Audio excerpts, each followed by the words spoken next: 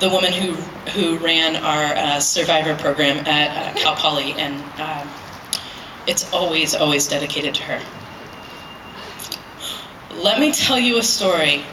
Well, it's not really mine, but the art of storytelling draws a fine line between your reality and mine. So I'm just gonna tell it in first person, and you can follow along, but really it's somebody's truth, it's somebody's song, and this goes out to her and all womankind who can't fall asleep at night because of an overactive mind that constantly lives in fear. See, I woke up sometime in the middle of the night. No, actually, I remember. It was 4:12 exactly, because I looked at the clock, the red digit numbers glowing like a laser beam attached to a weapon that is pointed at, piercing at me. I woke up at 4:12 a.m. because something I didn't know that was shadowing my window, because I thought I just had to pee. See, when you wake up in the middle of the night, you have to have a reason. No one just wakes up unless there's a burn inside, a desire you're trying to fight, a dream that went wrong and you're trying to make it right. I guess I digress. I woke up at 4:12 a.m. I tripped groggy-nosed out of my bed, the carpet receiving my feet like it was quicksand, pulling me down like I wouldn't even know what hit me when I hit the ground. Looking around, my eyes adjusting to the dark, a spark on my peripheral.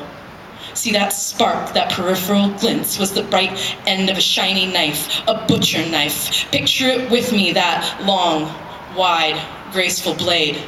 And I don't really want to talk about what comes next. What I can say is the weapon was held by a black shadow with no soul in his chest. A no-name intruder, my nightmare, had appeared in my reality, had managed to tear his way into my sanctity out of everyone's head. He had become my veracity. Now, this part is going to be brief.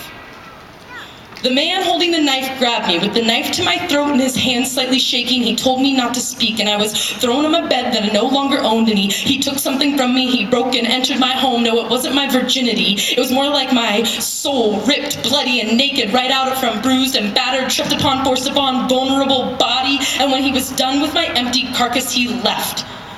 And there's more to this story, like how he did it again, and how that was the first time I had never slept with a gun on my nightstand, and what a mixed blessing that could have been. A gun that could be used against me, or a gun that could have been my protection.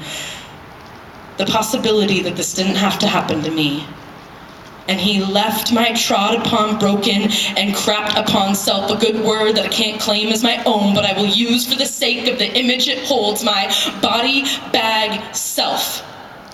Because that was all that was left.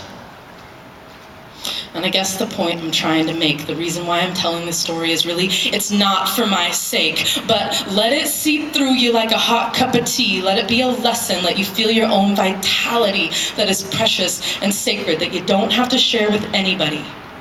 Because the truth to all this is telling your story is part of a healing process, one that may always leave you comfortless. But can I leave you with this? Can I end on this note? It is never your fault, and it is always my hope that women will throw their fists in the sky, they'll raise up their voice, and they'll take back the night.